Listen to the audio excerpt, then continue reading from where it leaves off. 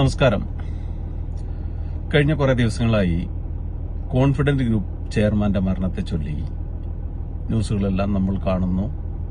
എല്ലാ മുഖ്യധാര ചാനലുകളിലും യൂട്യൂബ് ചാനലുകളും അദ്ദേഹത്തിന്റെ മരണത്തെപ്പറ്റി മറ്റു കാര്യങ്ങളും പറഞ്ഞുകൊണ്ടിരിക്കുന്നുണ്ട്. ഞാൻ മനസ്സിലാക്കുന്നത് യഥാർത്ഥത്തിലേക്ക് ആരും എത്തിയിട്ടില്ല. ഈ കഴിഞ്ഞ ദിവസം അദ്ദേഹത്തിന്റെ കേരളത്തിലെ ചാർജുള്ള കോൺഫിഡന്റ് ഗ്രൂപ്പിന്റെ ചാർജുള്ള ടി.എ. ജോസഫ് ഒരു പത്രസമ്മേളനം നടത്തിയിരുന്നു. പത്രസമ്മേളനത്തിൽ അദ്ദേഹം പറയുന്നുണ്ട്, ഞങ്ങളുടെ കമ്പനിക്ക് ബാധ്യതകളില്ല, ആരേക്കൊന്നും ലോൺ വാങ്ങിച്ചിട്ടില്ല, ആരേക്കൊന്നും കടം വാങ്ങിച്ചിട്ടില്ല, ഒരു സാമ്പത്തിക ഇടപാടില്ല എന്ന്. മിസ്റ്റർ ടി.എ. ജോസഫ്, താങ്കളോട് ഞാനൊരു കാര്യം ചോദിക്കട്ടെ. ബിജു മാത്യു എബ്രഹാം എന്നൊരു ക്രിമിനലിനെ താങ്കൾക്ക് പരിചയമുണ്ടോ? ബിജു മാത്യു എബ്രഹാം ക്രിമിനൽ എന്ന് ഗൂഗിളിൽ സെർച്ച് ചെയ്താൽ ആർക്കും മനസ്സിലാവും ആരാണ് ബിജു മാത്യു എന്നുള്ളത്. കോൺഫിഡന്റ് ഗ്രൂപ്പിന്റെ ചരിത്രം അറിയുന്നതിന്റെ മുന്നേ എല്ലാവരും അറിയേണ്ട ഒരു പേരാണ് ബിജു മാത്യു എബ്രഹാം. അമേരിക്കൻ ജയിലിലായിരുന്നു അദ്ദേഹം. അതിനുശേഷം ഇന്ത്യയിൽ വരുന്നു. 2015 അദ്ദേഹം മരണപ്പെട്ടു പോയി എന്നൊരു സർട്ടിഫിക്കറ്റ് ഉണ്ടാക്കുന്നു.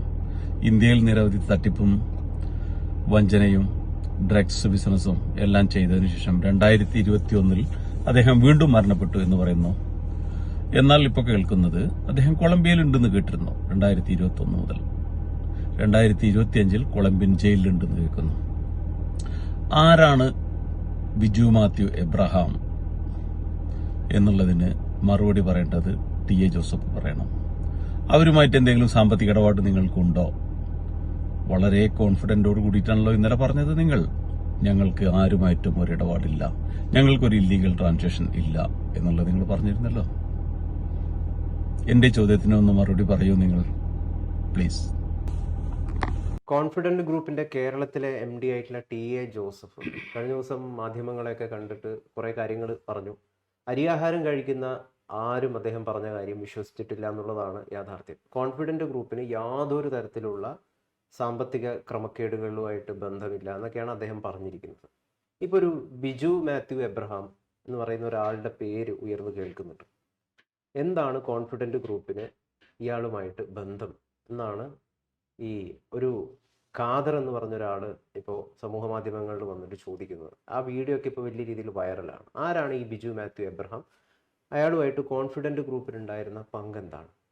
ബിജു മാത്യു എബ്രഹാം എന്ന് പറയുന്നത് ഇപ്പോൾ കൊളംബിയ ജയിലിൽ കിടക്കുന്ന ഒരാളാണ് എന്നാണ് അദ്ദേഹം പറഞ്ഞിട്ടുള്ളത്. കൊളംബിയ എന്ന് പറഞ്ഞ സ്ഥലം എവിടെയാണ്? ലോകത്തിലെ ഏറ്റവും കൂടുതൽ ഡ്രഗ് മാഫിയ നടക്കുന്ന സ്ഥലം, മയക്കുമരുന്നിൻ്റെ കേന്ദ്രമാണ് കാലാകാലങ്ങളിലെ കൊളംബിയയെ പറ്റി അറിഞ്ഞിട്ടുള്ളത്. അവിടെ നിന്നാണ് ലോകത്തിലേക്ക് ഏറ്റവും കൂടുതൽ മയക്കുമരുന്നുകൾ എത്തുന്നത്. അവിടെയാണ് ലോകത്തിലെ ഏറ്റവും വലിയ മയക്കുമരുന്ന് രാജാക്കന്മാർ.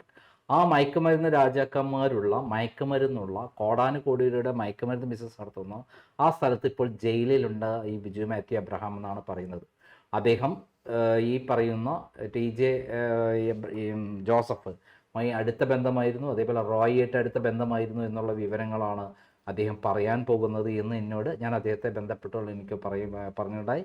അച്ഛൻ അതിന് ഞെട്ടിക്കുന്ന ചില സംഭവങ്ങൾ, നമ്മളൊക്കെ ചിന്തിക്കുന്നതിൽ അപ്പുറമുള്ള അധോലോക മാഫിയ ബന്ധങ്ങളാണ് ഇവരായിട്ടുള്ളത് എന്നാണ് പറയുന്നത്.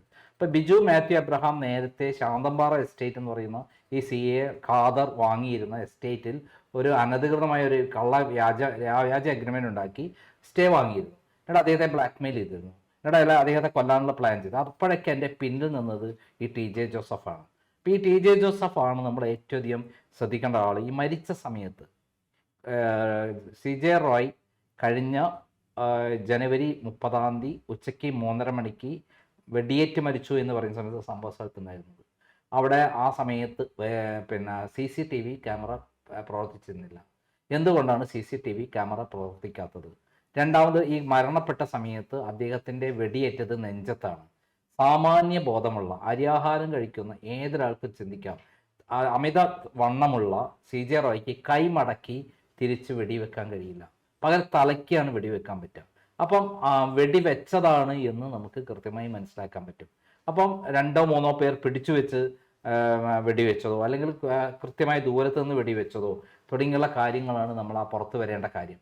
അത് കൃത്യമാവാത്ത കാലത്തോളം ഇത് ആത്മഹത്യയാണ് എന്ന് പറയാൻ കഴിയില്ല. ആത്മഹത്യയാണെന്ന് വരുത്തേണ്ടത് ആവശ്യം ആർക്കാണ്? ഇതോട് ബന്ധപ്പെട്ട് പ്രവർത്തിക്കുന്ന വേറെ ചിലർക്ക്. ഇത് തട്ടിയെടുക്കാൻ വേണ്ടി ആഗ്രഹിക്കുന്ന, ഈ കോൺഫിഡൻറ്റ് ഗ്രൂപ്പ് തട്ടിയെടുക്കാൻ ആഗ്രഹിക്കുന്ന ആരൊക്കെയോ അവിടെ പ്രവർത്തിക്കുന്നു എന്നുള്ളതാണ്. അപ്പോൾ അതിലേക്ക് വിരൽ ചൂണ്ടുന്ന ഏറ്റവും വലിയ തെളിവാണ് ഈ കൊളംബിയ ബേസ്ഡുള്ള ബിജു എബ്രഹാം മാത്യുവുമായിട്ടുള്ള അധോലോകവുമായിട്ടുള്ള ബന്ധം ഇപ്പോൾ CA ഖാദർ പുറത്തുവിട്ടിരിക്കുന്നത്. അതിൽ വളരെ ഞെട്ടിക്കുന്ന കാര്യം പറയുന്നത്, അദ്ദേഹം ആദ്യം മരിച്ചു എന്ന് പറയുന്നു, പിന്നെയും വീണ്ടും മരിച്ചു എന്ന് റെക്കോർഡാക്കുന്നു. അങ്ങനെയുള്ള ഒരു ഇന്റർനാഷണൽ ക്രിമിനലാണ്. ആ ക്രിമിനലിന് ഇവിടെ അധോലോക മാഫിയയുടെ അടുത്ത ബന്ധമുണ്ട്. ഇപ്പൊ ഇവർക്ക് അണ്ടർ ഡോൺ, അതായത് ലോകത്തിലെ ഏറ്റവും വലിയ ഡോൺ എന്നൊക്കെ പറയുന്ന ആരാണ്? ദാവൂദ് ഇബ്രാഹിമാണ്. ഈ ദാവൂദ് ഇബ്രാഹിം അടക്കമുള്ള ആളുകളുമായിട്ട് ഇടപാടുകളും കള്ളപ്പണ ഇടപാടുകളും ഉള്ള ആളുകളായിട്ട് ഇടപാടുകളും ഉണ്ട് എന്നുള്ളതാണ് ഈ ബിജു എബ്രഹാമിനെ പറ്റി പഠിക്കുമ്പോൾ ഞാൻ മനസ്സിലാക്കുന്നത്. അപ്പോൾ ഇപ്പൊ അടുത്ത് കുറെ പറയപ്പെടുന്ന കാര്യം എന്താ, ഈ CJ റോയ്ക്ക് വിദേശത്ത് UAE ഒരു ബാൻ വന്നതല്ല, അവിടെ നിന്ന് UAE ഗവൺമെന്റ്, ദുബായ് ഗവൺമെന്റ് നേരെ ഇന്ത്യ ഗവൺമെന്റിന് റിപ്പോർട്ട് അയച്ചു. ഇദ്ദേഹത്തെക്കുറിച്ച് ഞങ്ങൾക്ക് കുറേ ദുരൂഹതകളുണ്ട്, അതിൽ പണ ഇടപാടുമായി ബന്ധപ്പെട്ട കാര്യങ്ങൾ സംശയാസ്പദമാണ്, ഇവിടെ കണ്ടമാനം പണം ഞങ്ങൾ ഇവിടെ ഇൻവെസ്റ്റ് ചെയ്തായി കാണുന്നു, ഇതൊക്കെ ഇന്ത്യയിൽ നിന്നുള്ള ലാഭമാണ് എന്നാണ് പറയുന്നത് എന്നുള്ള രീതിയിൽ അയച്ചു എന്നാണ് ഞാൻ മനസ്സിലാക്കിയുള്ളത്. ആ റിപ്പോർട്ട് വന്നതിന് ശേഷമാണ് ഇന്ത്യയിൽ ഈ എൻഫോഴ്സ്മെന്റ് റെയ്ഡും എൻഫോഴ്സ്മെന്റ് അന്വേഷണവും അതേപോലെ ആദായ നികുതി വകുപ്പിന്റെ അന്വേഷണം വന്നത്. ഈ ആദായ നികുതി വകുപ്പിന്റെ അന്വേഷണം വന്നാൽ മരിക്കാവുന്ന എന്ത് സിറ്റുവേഷനാണുള്ളത്? അമിതമായ ഫണ്ട് ഉണ്ടെന്ന് കണ്ടാൽ ടാക്സ് അടച്ചാൽ മതി. 200 കോടി കണ്ടുപിടിച്ചാൽ 400 കോടി കെട്ടണം. അദ്ദേഹത്തെ സംബന്ധിച്ച് 400 കോടി കെട്ടാൻ വല്ല ബുദ്ധിമുട്ടാണോ? അല്ല. അപ്പൊ ഇതല്ല അദ്ദേഹത്തിന്റെ മരണ കാരണം എന്ന് തോന്നാവുന്ന കാര്യങ്ങളെ നമ്മുടെ മുന്നിലുള്ളൂ. CJ റോയെ കുറിച്ച് അതുവരെ ഏതെങ്കിലും അലിഗേഷൻ നമ്മുടെ മുന്നിലില്ല, ഏതെങ്കിലും നഷ്ടത്തിലാണെന്ന് ഓടുന്ന കാര്യങ്ങളില്ല. അതേപോലെ തന്നെ അദ്ദേഹത്തിന് ഏത് ഇൻവെസ്റ്റ്മെന്റ് ഉള്ളതായിട്ടും ആരെ ഇൻവെസ്റ്റ് നടത്തിയിട്ടാണ് ഈ സംഭവം നടത്തിയെന്നുള്ള, ലോൺ എടുത്തിട്ടാണെന്നുള്ളതും ഇല്ല. അദ്ദേഹം എവിടുന്നാണ് ഈ ഫണ്ട് എത്തിക്കുന്നത്? ഇത്ര വലിയ പദ്ധതികൾ ആക്കുമ്പോൾ കോടാനുകോടി രൂപ എവിടുന്നാണ് അദ്ദേഹത്തിന് ഒഴുകെത്തുന്നത്? അതുമായി ബന്ധപ്പെട്ട സോഴ്സ് അതുവഴിക്ക് വരികയും അത് കൃത്യമായി പിടിക്കപ്പെട്ടു കഴിഞ്ഞാൽ പലരും പിടിക്കപ്പെടും എന്നുള്ളതിന് മുന്നോടിയായിട്ട് അതോടെ കൂടെ അവസാനിപ്പിക്കാൻ വേണ്ടി നടത്തിയ ഒരു കൊലപാതകമല്ലേ എന്ന് സംശയിച്ച എന്തെങ്കിലും തെറ്റുണ്ടോ? അപ്പൊ ഇതിനൊക്കെ പിന്നിൽ വലിയ അധോലോക ബന്ധങ്ങളുണ്ട് എന്ന് വേണം കരുതാം. അതേപോലെ ഫണ്ടുകൾ വരുന്നത് അധോല മാഫിയ രംഗത്ത് നിന്നാണ് സംശയിക്കാം. അതിന്റെ ഏറ്റവും വലിയ തെളിവാണ് ആ വീഡിയോ തന്നെ നമുക്ക് തുടക്കത്തിൽ വായനക്കാർക്കായിട്ട് കൊടുക്കുന്നത് നന്നായിരിക്കും. TJ ജോസഫ് പറയുന്നത് കോൺഫിഡൻറ്റ് ഗ്രൂപ്പിൻ്റെ എല്ലാ ഇൻവെസ്റ്റ്മെൻറ്റുകളും വളരെ ട്രാൻസ്പാരൻ്റ് ആണ് എന്നുള്ളതാണ്. ഒരു MDക്ക് അങ്ങനെ മാത്രമേ യഥാർത്ഥത്തിൽ പ്രതികരിക്കാൻ വേണ്ടിയിട്ട് സാധിക്കുള്ളൂ. അത് നമ്മൾ മനസ്സിലാക്കുന്നു. അല്ലാതെ ഞങ്ങൾ കള്ളപ്പണം നടത്താറുണ്ട് എന്ന് അദ്ദേഹത്തിന് പറയാൻ വേണ്ടിയിട്ട് സാധിക്കില്ല. ഇപ്പോഴത്തെ ഈ ബിജു മാത്യു എബ്രഹവുമായി ബന്ധപ്പെട്ടിട്ട് കോൺഫിഡൻറ്റ് ഗ്രൂപ്പിൻ്റെ ചില കാര്യങ്ങളാണല്ലോ പുറത്തു വരുന്നത്. അപ്പോൾ നമ്മൾ മനസ്സിലാക്കേണ്ടത് എന്താണ്? CJ റോയ്ക്ക് രാജ്യവിരുദ്ധ ശക്തികളുമായിട്ട് ബന്ധമുണ്ടായിരുന്നു എന്നല്ലേ എന്ന് സംശയിക്കാവുന്ന കാര്യമാണ് വന്നത്. ഇതിന്റെ വെളിപ്പെടുത്തൽ പൂർണ്ണമായിട്ട് വന്നിട്ടില്ല. അദ്ദേഹം കൂടുതൽ വെളിപ്പെടുത്താൻ പോവുകയാണ്. അദ്ദേഹത്തെ ബന്ധപ്പെട്ട് കിട്ടിയില്ല. കിട്ടിക്കഴിഞ്ഞാൽ നമുക്ക് തന്നെ നേരിട്ടൊരു ഇന്റർവ്യൂ ഞാൻ എങ്ങനെയും ശരിയാക്കും. കാരണം ഇതിനെക്കുറിച്ചുള്ള നേരത്തെ സൂചന നമ്മളാണ് പ്രസിദ്ധീകരിച്ചിരുന്നത്. അപ്പോൾ അത് ശരിയാവുന്ന രൂപത്തിലുള്ള കാര്യങ്ങളാണ് പോകുന്നത്.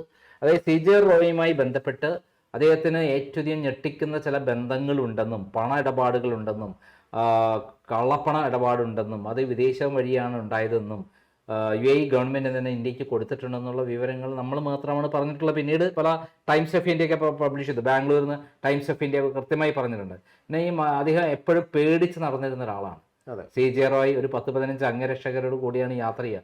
ഇവിടെ തന്നെ ക്രൗൺ പ്ലാസ വന്നപ്പോൾ ഞാൻ പ്രാവശ്യം കണ്ടിട്ടുണ്ട്. അദ്ദേഹം ഒരു ഫ്ലാറ്റ് കംപ്ലീറ്റ് ബുക്ക് ചെയ്യും, അല്ല ഒരു ഫ്ലോർ കംപ്ലീറ്റ് ബുക്ക് ചെയ്യും. ഇത് 10-15 വർഷമായി പുലരുന്ന രീതിയാണ്. ആ ഫ്ലോറിലേക്ക് വേറെ ആരെയും കടത്തില്ല. പിന്നെ അദ്ദേഹം ലിഫ്റ്റിൽ ഇറങ്ങി ഒറ്റയ്ക്ക് ഇറങ്ങി വരുള്ളൂ. അദ്ദേഹത്തിന്റെ കൂടെയുള്ള അംഗരക്ഷകർ പിന്നീട് വന്നിട്ടേ അദ്ദേഹം മൂവ് ചെയ്യുള്ളൂ. മൂവ് ചെയ്യുന്നതേ കുറച്ച് ദൂരമുള്ളൂ കാറിന്റെ അടുത്തേക്ക്. അദ്ദേഹം നടക്കില്ല. വന്നിട്ട് ആ ചുറ്റുവട്ടത്ത് നിന്നുകൊണ്ട് ഈ ഡോണുകളൊക്കെ നടക്കുന്ന പോലെയാണ് അദ്ദേഹം കൃത്യമായി നടന്ന് നീങ്ങുന്നത്. അത്രമാത്രം പേടിച്ചിരുന്നു. പേടിയില്ലാത്തവർക്ക് എന്തിനാണ് ഇത്ര അംഗരക്ഷകര്? നമ്മളെ ഇപ്പൊ നോക്കാം, ഗോപാലേട്ടൻ എന്ന് പറയുന്ന ആള് നടന്നു നീങ്ങുന്നത് കണ്ടില്ല. ഒറ്റയ്ക്കാണ് നടന്നു പോവാറ്. കൂടുതൽ 1-2 പേരുണ്ടാവും, സെക്രട്ടറി ആരുണ്ടാവും. അത് അസുഖമായതുകൊണ്ടാണ് അങ്ങനെയുള്ളത്, അല്ലെ അതും ഉണ്ടാവില്ല. പേടിക്കാനില്ലാത്തവർക്ക് അധോലോകമായിട്ട് എന്തെങ്കിലും തട്ടിപ്പും വെട്ടിപ്പൊന്നും അങ്ങനെയുള്ള അല്ല ഇതുപോലെ എന്തെങ്കിലും ദുരൂഹതകൾ ഇല്ലാത്തവർക്ക് എന്തിനാണ് പേടിച്ച് ഈ അംഗരക്ഷകരെയും കൊണ്ട് നടക്കേണ്ട ആവശ്യം? മാത്രമല്ല അദ്ദേഹം താമസിക്കുന്ന ഫ്ലോർ, അവിടേക്ക് ആരും കടത്താൻ സമ്മതിക്കില്ല. ഫ്ലോർ ഒന്നിച്ച് ബുക്ക് ചെയ്യാണ്. ഒരു റൂമിൽ താമസിക്കുന്ന ആള് ഫുൾ ഫ്ലോർ ബുക്ക് ചെയ്തിട്ട് അദ്ദേഹം താമസിക്കുന്നത് എവിടെ പോയാലും അങ്ങനെയാണ്. ഈ 15 വർഷം കൂടെ എത്ര കോടിക്കണക്കിന് രൂപ അതുപോലെ നഷ്ടപ്പെടുത്തിയിട്ടുണ്ടാവും. അപ്പം നമ്മൾ കാണാത്ത, ചിന്തിക്കാത്ത എന്തൊക്കെയോ ബന്ധങ്ങൾ അദ്ദേഹത്തിനുണ്ട് എന്നുള്ളത് തീർച്ചയായിട്ടും നമ്മള് ഈ ഒറ്റ വെളിപ്പെടുത്തലൂടെ മനസ്സിലാക്കാൻ പറ്റും. CJ റോയ് നിഷ്കളങ്കനോ അല്ലെങ്കിൽ വളരെ നീറ്റായിട്ടുള്ള ഒരു ആളും ആയിരുന്നില്ല എന്ന് തന്നെയാണ് നമുക്ക് മനസ്സിലാവുന്നത്. ഈ സ്ലോവാക്യ പോലുള്ള രാജ്യം, ആ രാജ്യത്തിന്റെ ഹോണററി കോൺസിൽ സ്ഥാനം ഇദ്ദേഹം പൈസ കൊടുത്ത് വാങ്ങിക്കുകയാണ് ചെയ്യുന്നത്. എന്തുകൊണ്ട് ഈ സ്ലോവാക്യ രാജ്യം തിരഞ്ഞെടുക്കുന്നു? ഒരുപാട് രാജ്യങ്ങളുണ്ടല്ലോ വേറെ. ഇത് ഡ്രഗിനും മയക്കുമരുന്നിനൊക്കെ വലിയ പേര് കേട്ടൊരു രാജ്യമാണ്. ഏഷ്യൻ രാജ്യങ്ങളിലടക്കം ഡ്രഗ് ഒഴുകുന്നതിൻ്റെ ഒരു ട്രാൻസിറ്റ് പോയിന്റ് ആണ് ഈ സ്ലോവാക്യ എന്ന് പറയുന്ന രാജ്യം. എന്തുകൊണ്ട് ആ രാജ്യത്തിന്റെ പദവി ഇയാൾക്ക് വേണമെന്ന് ആഗ്രഹിക്കും? അതായത് ഒരു രാജ്യത്തിന്റെ പദവി നേടുമ്പോൾ എയർപോർട്ട് വഴി അങ്ങോട്ടും ഇങ്ങോട്ടും യാത്ര ചെയ്യുന്നത് ഗ്രീൻ ചാനലിലൂടെയാണ്. അവിടെ ചെന്നാൽ ഏത് അധികാര സ്ഥലത്തും കയറി ഇറങ്ങാൻ പറ്റും, അതിന് ബന്ധങ്ങൾ ഉണ്ടാക്കാൻ പറ്റും. അപ്പോൾ അവിടെ അത്തരം കാര്യങ്ങൾക്ക് പണം കൊടുത്താൽ എന്താ, അതിന്റെ ഇപ്പം പിണറായി വിജയൻ അധികാരത്തിൽ വരാൻ വേണ്ടി സരിതാ നായർക്ക് 10 കോടി രൂപയും പിന്നെ പത്ര ദൃശ്യമാധ്യമങ്ങൾക്ക് 10 കോടി രൂപയും 5 കോടി രൂപ ഒരു ഏജൻസിക്ക് കൊടുത്തു. 25 കോടിയാണ് ചെലവ്. അദ്ദേഹം ഇപ്പം എത്ര കോടി ഉണ്ടാക്കിയെന്ന് വിചാരിച്ച് 10 വർഷം കൊണ്ട്? 10 വർഷം കൊണ്ട് ഏറ്റവും ചുരുങ്ങിയത് അദ്ദേഹം 10-50,000 കോടി രൂപ ഉണ്ടാക്കിയിട്ടുണ്ട്. എൻ്റെ കൈവശം ഉണ്ടായിരുന്നു 10,000 കോടി രേഖ. അപ്പോൾ അത്രയും തെളിവുള്ള ആ രേഖയാണ് പിടിക്കാൻ വേണ്ടി എൻ്റെ ഓഫീസ് റെയ്ഡ് ചെയ്തത്. എനിക്കൊരു കള്ളക്കേസ് ഉണ്ടാക്കുന്നു, എന്നെ അറസ്റ്റ് ചെയ്യുന്നു. ഇതേപോലെയാണ് നമ്മളൊരു സ്ഥാനം എന്ന് പറയുന്നത്. സ്ഥാനം കിട്ടിക്കഴിഞ്ഞാൽ അധികാരം കയ്യിലേക്ക് കിട്ടുകയാണ്. പിന്നെ ആ സ്ലോവാക്യ എന്നുള്ള രാജ്യത്ത് അദ്ദേഹത്തിന് അതിനുള്ള അവിടെ ചെന്നിറങ്ങുമ്പോൾ ഗ്രീൻ പാത വഴി, ഗ്രീൻ ചാനൽ വഴി എവിടെയും പോകാൻ പറ്റും. അപ്പോൾ അദ്ദേഹത്തിന് അങ്ങോട്ടും ഇങ്ങോട്ടും കടത്താൻ സ്വന്തം ഫ്ലൈറ്റ് ഉണ്ട്. ഫ്ലൈറ്റ് വഴി അങ്ങോട്ടും ഇങ്ങോട്ടും പോവാം. അപ്പം ഇന്ത്യയിൽ ഇറങ്ങുമ്പോൾ ഗ്രീൻ ചാനൽ വഴി ഇറങ്ങാനുള്ള സംവിധാനം ഉണ്ടായിരുന്നു എന്നാണ് കേൾക്കുന്നത്. എന്തുമാത്രം സത്യമാണെന്നുള്ളതൊക്കെ പഠിക്കേണ്ട കാര്യം, അന്വേഷണം നടത്തേണ്ട കാര്യമാണ്. എന്തായാലും ഇപ്പം ഉണ്ടായ വെളിപ്പെടുത്തൽ, ഈ പറയുന്ന വീഡിയോയിൽ പറയുന്ന കാര്യം നിർബന്ധമായിട്ട് അന്വേഷണ വിധേയമാക്കേണ്ടതാണ്. അതിഗുരുതരമായ രാജ്യദ്രോഹ കുറ്റങ്ങൾ അടങ്ങുന്ന സംഭവങ്ങളാണ് അതിന്റെ പിന്നിലുള്ളതെന്ന് തുടക്കത്തിൽ തന്നെ കാണുമ്പോൾ തന്നെ പറയാം. ഈ ഒരു കാര്യങ്ങൾ ഈ സ്ലോവാക്യ രാജ്യമായിട്ടുള്ളൊക്കെ ബന്ധം കാരണം തന്നെ CJ റോയ്ക്ക് പിന്നാലെ ഇന്റലിജൻസ് ബ്യൂറോവും റോ അടക്കമുള്ള ഏജൻസികൾ ഇയാളുടെ പിന്നാലെ തന്നെ കുറച്ച് വർഷങ്ങളായിട്ട് നിരീക്ഷണങ്ങൾ നടത്തുന്നു എന്നാണ് നമുക്ക് അറിയാൻ കഴിയുന്നത്. അപ്പൊ ഇതിനൊക്കെ ഭയപ്പെട്ടിരുന്നു റോയ്. തന്റെ എല്ലാ കള്ളങ്ങളും പിടിക്കപ്പെടാൻ പോവുകയാണെന്നുള്ളൊരു പേടി തീർച്ചയായിട്ടും റോയ്ക്ക് ഉണ്ടായിരുന്നില്ലേ? അദ്ദേഹത്തിന്റെ ഡയറി കുറിപ്പ് എന്ന് പറയുന്നത് അദ്ദേഹം പിടിക്കപ്പെടാൻ പോകുന്നു എന്നുള്ളതിന്റെ ഏറ്റവും തെളിവാണ്. അതിന് കാരണം ഇന്ത്യയിലെ IT വകുപ്പ് അദ്ദേഹവുമായി ബന്ധപ്പെട്ട പ്രധാനപ്പെട്ട ആളെ നേരിട്ട് ചോദ്യം ചെയ്തിരുന്നു. ആ ചോദ്യം ചെയ്തപ്പോൾ അദ്ദേഹം കൃത്യമായി CJ റോയ്ക്ക് ഇൻഫോർമേഷൻ കൊടുത്തിരുന്നു, നമ്മൾ പിടിക്കപ്പെടാൻ പോവുകയാണ്, ഇനി രക്ഷയില്ല. അപ്പൊ ഇന്ത്യയിൽ മാത്രമല്ല UAE-യിലും പിടിക്കപ്പെട്ട് കഴിഞ്ഞാൽ പിന്നീട് അദ്ദേഹം പുറം ലോകം കാണില്ല. അദ്ദേഹം വലിയ അഭിമാനിയായ ഒരാളായിരുന്നു. എല്ലാവരും മുന്നിൽ വലിയ പബ്ലിസിറ്റി കൊടുത്ത് ഏതോ വലിയ സ്ഥാനമുള്ള മഹത്തായ ആളാണ് ഒരു ധാരണ സമൂഹത്തിൽ ഉണ്ടാക്കിയിരുന്നു. അത് ഇടിഞ്ഞു പൊളിഞ്ഞു വീഴുന്ന നിമിഷം അദ്ദേഹം ഇവിടെ ജീവിച്ചിരുന്നൊരു കാര്യമില്ല എന്ന് അദ്ദേഹത്തിന് ബോധ്യപ്പെട്ടിട്ടുണ്ട്. പക്ഷെ അത് മരണകാരണമെന്ന് ഞാൻ വിശ്വസിക്കുന്നില്ല. അതൊരു കൊലപാതകമായിട്ടാണ് ഇപ്പോഴും ഫീൽ ചെയ്യുന്നത്. ഇത് എഴുതിയിട്ടുണ്ടായിരിക്കാം, അതിന് കാരണം അതുകൊണ്ട് മരിക്കണമെന്നില്ല. അതിനൊക്കെ തരണം ചെയ്യാനുള്ള തന്ത്രങ്ങളും കുതന്ത്രങ്ങളും അറിയുന്ന ആളാണ് ഈ റോയ് എന്നാണ് ഞാൻ വിശ്വസിക്കുന്നത്. അപ്പോൾ ഈ മരണത്തിന്റെ സമയത്ത് CCTV ക്യാമറ ഇല്ലാത്തതും അതേപോലെ വെടിവെച്ച രീതിയും കാണുമ്പോൾ അതിൽ വലിയ ദുരൂഹതയുണ്ട്. അപ്പം ഇത് ഇത് എങ്ങനെയൊക്കെ പ്രശ്നങ്ങളുണ്ട്, സത്യമാണ്. പക്ഷെ അതുകൊണ്ട് മാത്രം അദ്ദേഹം ആത്മഹത്യ ചെയ്യാൻ പറ്റുന്ന ഒരു ഭീരുവായിട്ട് കാണുന്നില്ല. പക്ഷെ ആ സമയത്ത് ഇത്തരം കാര്യങ്ങൾ വരാൻ പോകുന്നു. അദ്ദേഹം പിടിക്കപ്പെടുന്നതിനേക്കാൾ നല്ലത് അദ്ദേഹം കൊല്ലപ്പെടുകയാണ് നല്ലത്.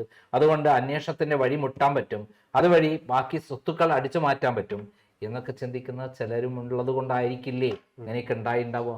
എന്തായാലും TA ജോസഫ്, കോൺഫിഡന്റ് ഗ്രൂപ്പിന്റെ കേരളത്തിലെ മാനേജിംഗ് ഡയറക്ടർ, അദ്ദേഹത്തിന്റെ വാക്കുകൾ വിവേകമുള്ള ആരും വിശ്വസിച്ചിട്ടില്ല എന്നുള്ളതാണ് സത്യം. അരിയാഹാരം കഴിക്കുന്ന ഒരാൾക്ക് മനസ്സിലാവില്ലേ? ഇത് ഈ പറയുന്ന ഡോക്ടർ CA ഖാദറിന്റെ വെളിപ്പെടുത്തൽ ഞെട്ടിക്കുന്നതാണ്. കൃത്യമായി തെളിവോടുകൂടി എൻ്റെ കൈവശം ഉണ്ടെന്നല്ലേ പറയുന്നത്. ഞാൻ പലതും വെളിപ്പെടുത്താൻ പോവുകയാണെന്ന് പറയുന്നത്.